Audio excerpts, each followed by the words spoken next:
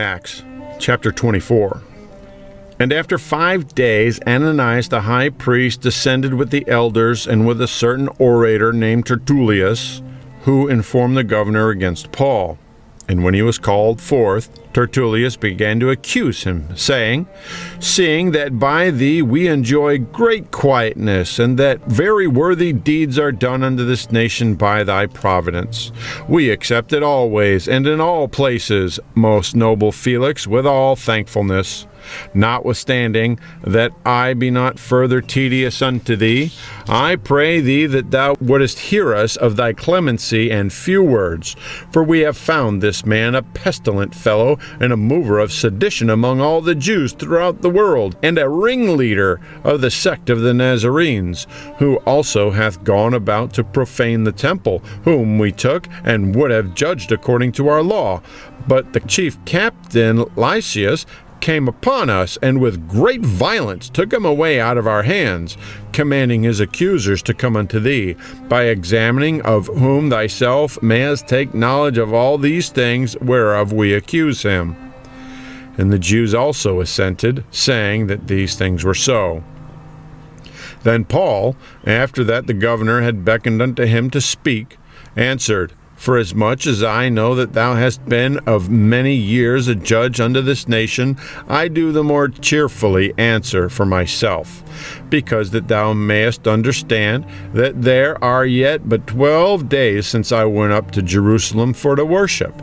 And they neither found me in the temple disputing with any man, neither raising up the people, neither in the synagogues nor in the city. Neither can they prove the things whereof they now accuse me. But this I confess unto thee, that after the way which they call heresy, so worship I the God of my fathers, believing all things which are written in the law and in the prophets, and have hope toward God, which they themselves also allow, that there shall be a resurrection of the dead, both of the just and unjust. And herein do I exercise myself, to have always a conscience void of offense toward God and toward men.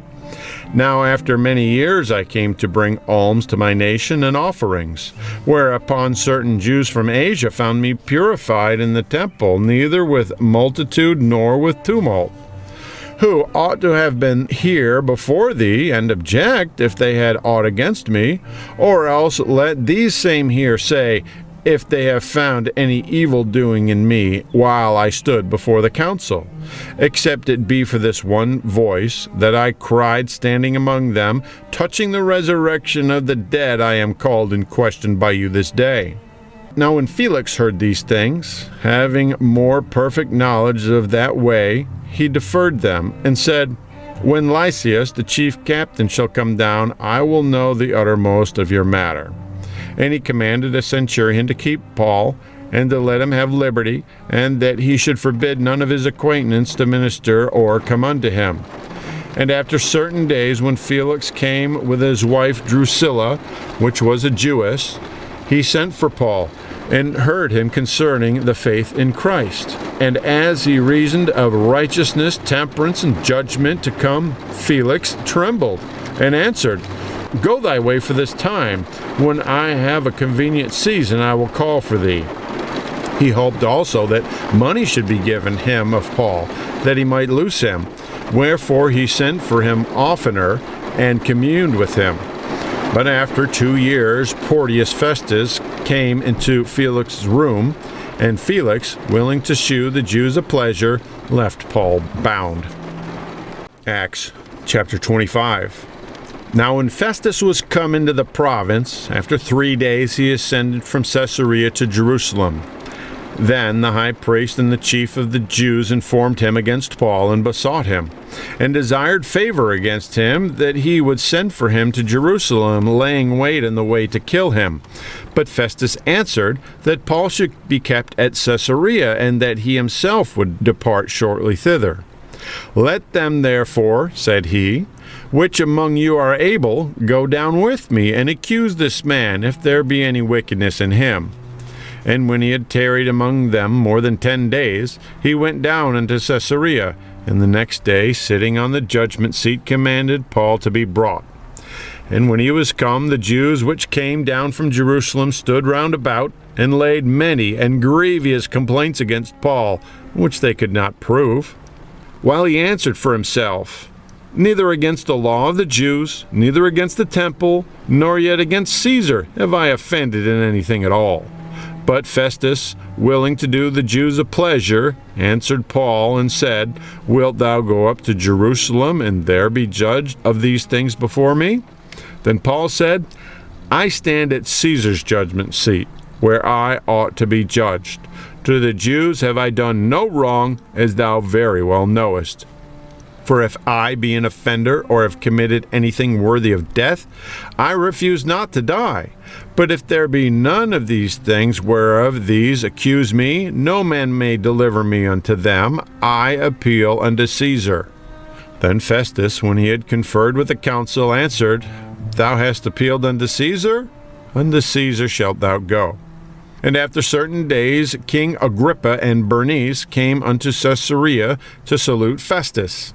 And when they had been there many days, Festus declared Paul's cause unto the king, saying, There is a certain man left in bonds by Felix, about whom, when I was at Jerusalem, the chief priest and the elders of the Jews informed me, desiring to have judgment against him.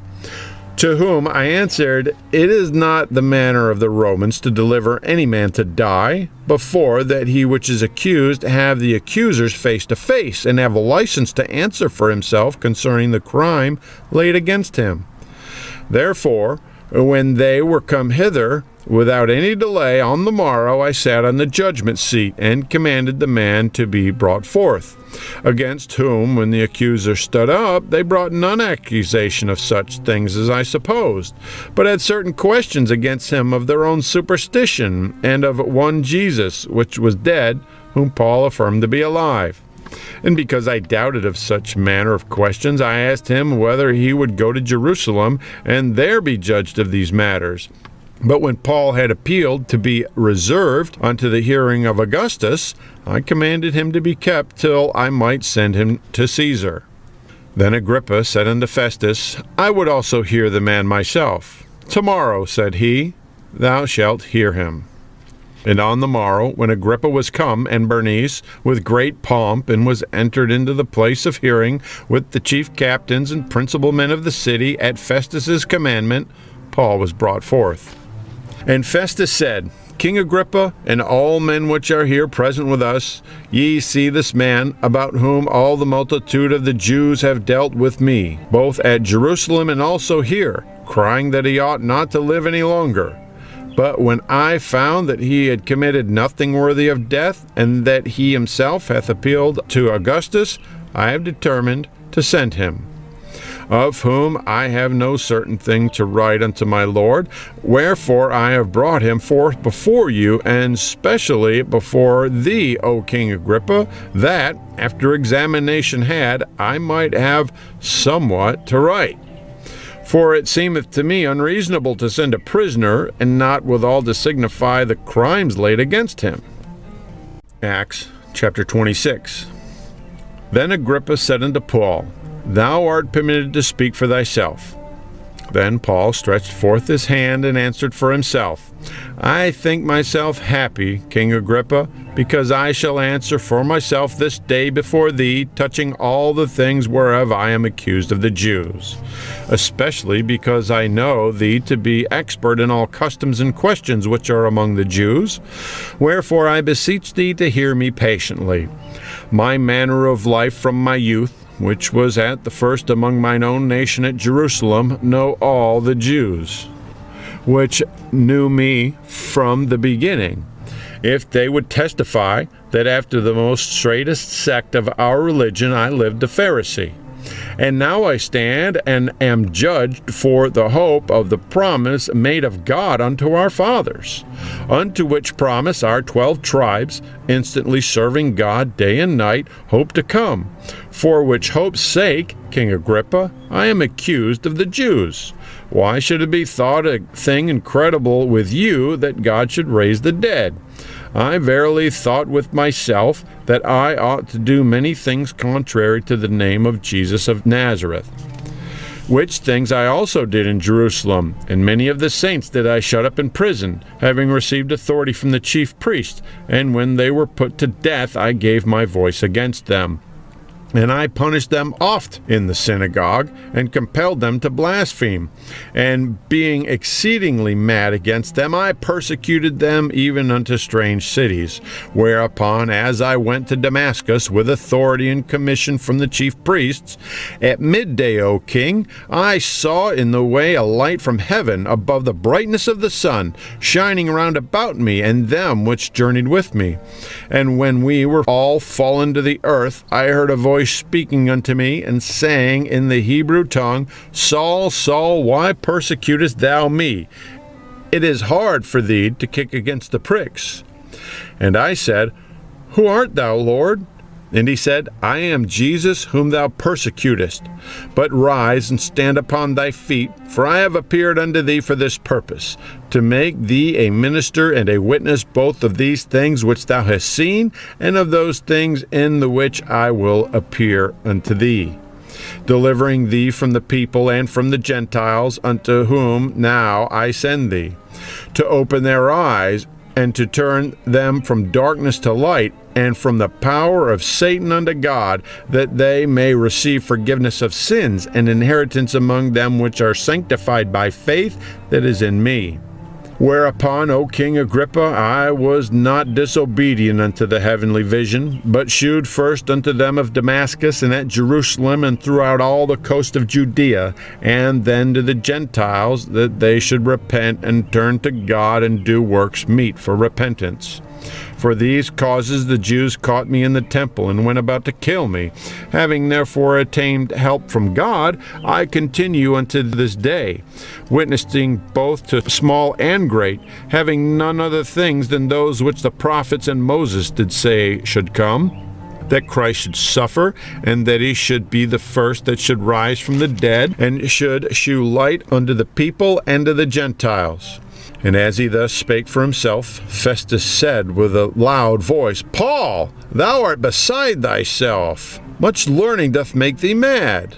But he said, I am not mad, most noble Festus, but speak forth the words of truth and soberness. For the king knoweth of these things, before whom I also speak freely, for I am persuaded that none of these things are hidden from him. For this thing was not done in a corner. King Agrippa, believest thou the prophets? I know that thou believest. Then Agrippa said unto Paul, Almost thou persuadest me to be a Christian. And Paul said, I would to God that not only thou, but also all that hear me this day, were both almost and altogether such as I am, except these bonds. And when he had thus spoken, the king rose up, and the governor, and Bernice, and they that sat with them. And when they were gone aside, they talked between themselves, saying, This man doth nothing worthy of death or of bonds. Then said Agrippa unto Festus, This man might have been set at liberty, if he had not appealed unto Caesar.